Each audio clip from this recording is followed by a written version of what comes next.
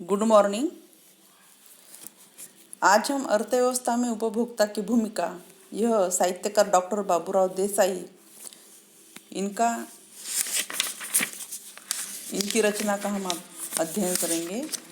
यह जो गद्य विधा है साहित्य की, उसके अंतर्गत इन्होंने जो लिखा है उसके बारे में हमें आज देखना है कि अर्थव्यवस्था में उपभोक्ता की भूमिका क्या है।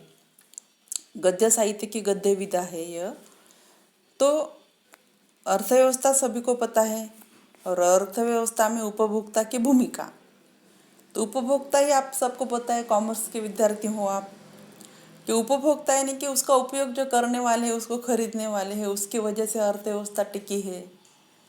तो इसके आधार पर इस शीर्षक के अंतर्गत जो डॉक्टर बाबूराव देसाई ने जो अपनी विचार व्यक्त किए हैं कि आज समाज में जो भी घटनाएं घट रही है, इनकी उपभोक्ता की मजबूरी है या शोषण है, या वो खुद की राय दे सकता है या नहीं दे सकता है, क्योंकि अर्थव्यवस्था का केंद्र बिंदु कौन है? उपभोक्ता है। किसी भी देश की अर्थव्यवस्था का केंद्र बिंदु उपभोक्ता होता है। ऐसे कहा जाता है कि उपभोक्ता की पसंद, चाह, अभिलाषा, अपेक्षा के अनुरूप वस्तु का उत्पादन किया जाता है। आपको ये सब पता है कि अपने को जो वह चीज़ पसंद है वही हम खरीदते हैं। फिर अगर ज़्यादा जो मार्केटिंग जिसकी होती है, ज़्यादा जो खरीदी जाती है, तो उसकी डिमांड ज़्यादा बढ़ती है, क्योंकि जो मांग है उसके अनुसार ही क्या करते हैं कंपनियां अपनी वस्तुएं चीज़ें बनाती है। तो इसलिए वो उपभोक्ता की पसंद, चाह, अभिलाषा, उसके अनुरूप ही वस्तु का उत्पादन किया जाता है। और अर्थव्यवस्था में उपभोक्ता को राजा समझा जाता है। यानी कि अर्थव्यवस्था में उपभोक्ता को राजा क्यों समझा जाता है?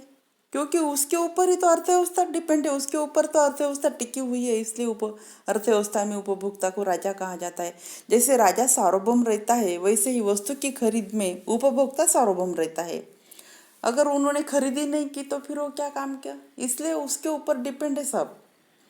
वस्तु लेन देन के संदर्भ में वह स्वयं अपना फैसला घोषित करता है, उसे बादशाह कहा जाता है कि वो चीज़ अच्छी है या नहीं है, उसका कुछ उपयोग हो रही है कि नहीं, उसकी उपयोगिता बढ़ रही, उसका उसका महत्व कितना है, उसका मूल्य कितना है, उसका आकार कितना है, यह सब देखने जानने की जिम्मेदारी किसकी? उपभोक्ता की है। उसके फैसले के अनुरूप ही उत्पादक वस्तु का उत्पादन एवं सेवा निर्मित करता है।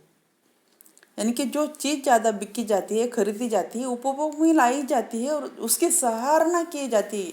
सराहना करने की वो अच्छी चीज़ है, नहीं नहीं ये अच्छी चीज़ नहीं है, नहीं ये साबु अच्छा नहीं है, ये कपड़ा अच्छा नहीं है, ये चीज़ अच्छी नहीं है, फिर उसकी मार्केट क्या हो जाता है? डाउन हो जाता है, कम हो जाता है। तो आज की अर्थव्यवस्था में कौन सी वस्तुओं का निर्माण करना है, कहाँ उत्पादन करना है, कितनी मात्रा में उत्पादन करना है, किन पद्धतियों से उत्पादन करना है, ये सब बातें बहुत मायने रखती है। यानी कितनी मात्रा में उत्पादन करना, उत्पादन कहाँ करना, जो महंगी चीज़ें हैं, जो निरुपयोगी है, बोर्नविटा भी देहाती लोग, खेड़े गांव के लोग जो गरीब है, जिनको खाने के ही 2 समय के रोटी के लिए प्रॉब्लम निर्माण हो जाती है, वो ऐसे अन्य चीज़ें, बिन काम की चीज़ें क्यों खरीदेगा भला? तो वहाँ उत्पादन करके कुछ फ़ायदा है क्या? नहीं होता। कौन सी चीज़ें देहाती एरिया में बेचना है, कौन सी शहरी इलाके में भेजना है, कौन सी चीज़ें हैं जो मेट्रो सिटी जैसे में वो बिकी जाती है, तो ये सब देख के ही उसका उत्पादन हमें करना पड़ता है। अत्याधुनिक अर्थव्यवस्था की हमारे विवाह के समान एक अलग, उनकी भी एक विवाह के समान जो सप्तपदी है, उसके भी कुछ नियम हैं। और नियम कौन से हैं?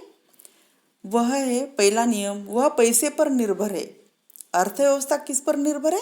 पैसे पर निर्भर है। अर्थव्यवस्था पल पल गतिशील है। दूसरा क्या है उसका? अर्थव्यवस्था पल पल गतिशील है। गतिशील है मतलब यानी कि पैसे है तो चलते हैं, नहीं है पैसे, काम नहीं है, बेरोजगार है, अभी मंदी का सीजन था, अर्थव्यवस्था में भी कमी आ गई, गिरावट आ गई, हम चीज़ें खरीद नहीं पा रही है, तो अर्थव्यवस्था पर इसका परिणाम पड़ ही जाता है। वातावरण का उस पर प्रभाव है। वातावरण का उस पर प्रभाव मतलब क्या है? अभी देखो, ठंडी के दिन थे तो गर्मी के कूलर वगैरह कोई खरीदा क्या? नहीं खरीदेगा। एसी कोई लगाएगा क्या? नहीं लगाएगा। लेकिन जैसे ही गर्मी के दिन आएंगे तो कोई स्वेटर खरीदेगा क्या? नहीं खरीदेगा। क्योंकि समय के अनुसार ही चीज़ें खरीदी या बेची जाती है। तो इसका भी क्या होता है, अर्थव्यवस्था पे परिणाम गिरता है। और ये सब अर्थव्यवस्था का मेन केंद्र बिंदु क्या है? ग्राहक है। अभी ग्राहक नहीं है तो अर्थव्यवस्था फेल हो जाएगी, अर्थव्यवस्था में गिरावट आ जाएगी। कोई भी चीज़ बेचनी है, कोई भी आदान प्रदान करना है तो उसके लिए क्या जरूरी होता है? उपभोक्ता जरूरी होता है, ग्राहक जरूरी होता है। उसके बिना कुछ भी अर्थव्यवस्था निकामी ठहर जाती है, कुछ कामी ठहर जाती है, उसका कोई भी मूल्य नहीं है। कितनी भी महंगी चीज़ है, अगर कोई वो खरीद ही नहीं ले रहा तो उस चीज़ का कुछ अर्थ ही नहीं बचता। वो ऐसे ही निगलेक्ट, उसका कोई भी मूल्य भी नहीं है, उसकी कोई कीमत नहीं है, उसकी तरफ कोई कितनी भी मूल्यवान क्यों न हो, लेकिन उसका चाहने वाला नहीं है, उसको इस्तेमाल करने वाला नहीं, तो उसका उपयोग शून्य है, नगण्य है, कुछ भी नहीं है। दूसरा क्या है? इसके बाद सरकार का परोक्ष अपरोक्ष हस्तक्षेप है, प्राकृतिक सुविधाओं का महत्व है, दलालों का अस्तित्व। अभी देखो ये क्या है? दलालों का अस्तित्व यानी कि कंपनी अगर कहाँ है तो ग्राहक तो आने तक वो चीज किसके किसके अंदर जाती है, यानी कि फिर होलसेल विक्रेता लेता है, फिर वहाँ से छोटे छोटे दुकानों में आती है, वहाँ से फिर अभी ग्राहक जाके खरीदते, तो वो वहाँ तक आने तक उसका मूल्य कितना बढ़ता है ये भी इसमें बताया गया है। आज अर्थव्यवस्था में विविध प्रकार की स्पर्धा है। देखते हैं हम आज अर्थव्यवस्था में विविध प्रकार की स्पर्धा है। कुछ मात्राओं में विक्रेताओं की ग्राहकों पर पकड़ एवं समान लगने वाली वस्तुएं और सेवा के जरिए उसका जोर है। उत्पादक अपनी वस्तु के उत्पादक हेतु बाजार में विविध प्रकार की योजनाएं कार्यान्वित करता है। यानी कि एक चीज अगर हमें बेचनी है तो उसका विज्ञापन करना कितना जरूरी होता है।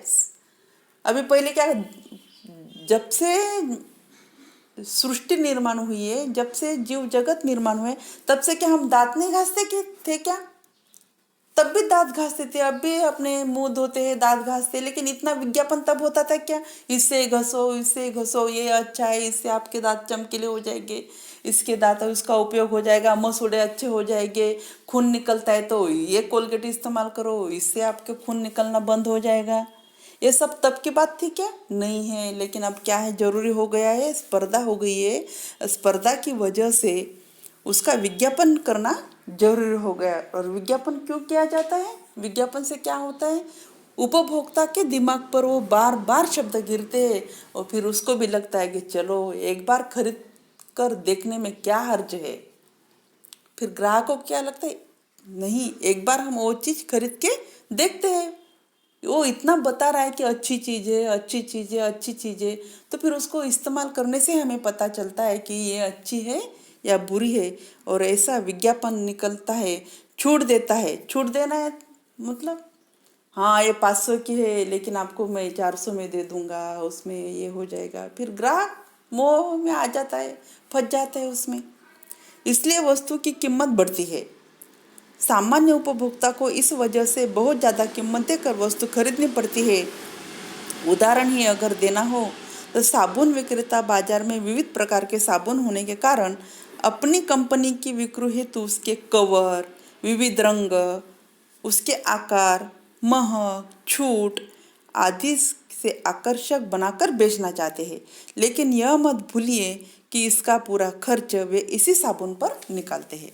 अभी देखो, ग्राहक के इच्छा के अनुसार हमें सिर्फ पानी की बोतल ही खरीदनी है, सिर्फ प्लेन है, पानी तो उसमें भी जा रहा है, लेकिन आकार से जो अट्रैक्टिव है, जो अच्छी दिखने में लगती है अपने को, वो चौकोन है, गोल आकार है, नहीं ये बहुत पसंद है तो ये पसंद, पानी उपयोग तो पानी का है, पानी लेके जाना है, लेकिन हमारी पसंद, उसकी क्वालिटी, उसके अनुसार उसका मूल्य बढ़ जाता है।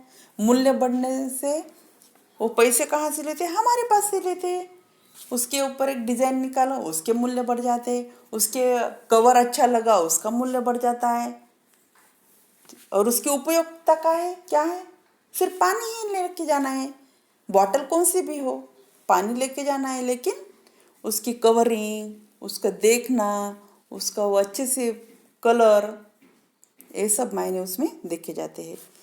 तो अर्थात बाजार में नई वस्तु के उत्पादन पर क्या बंदे कर लोगों को उसकी जानकारी देना भी आवश्यक है, लेकिन बार बार उसकी वस्तु का आकाशवाणी पर, दूरदर्शन पर, समाचार पत्रों पर, मासिक पत्रिकाएं आदि में विज्ञापन देकर बिक्री के खर्च में विज्ञापन का खर्च जोड़कर वस्तु की कीमत बढ़ाना, यह एक प्रकार से उपभोक्ता की विक्रेता शोषण ही करता है और यह खुलेआम करता है।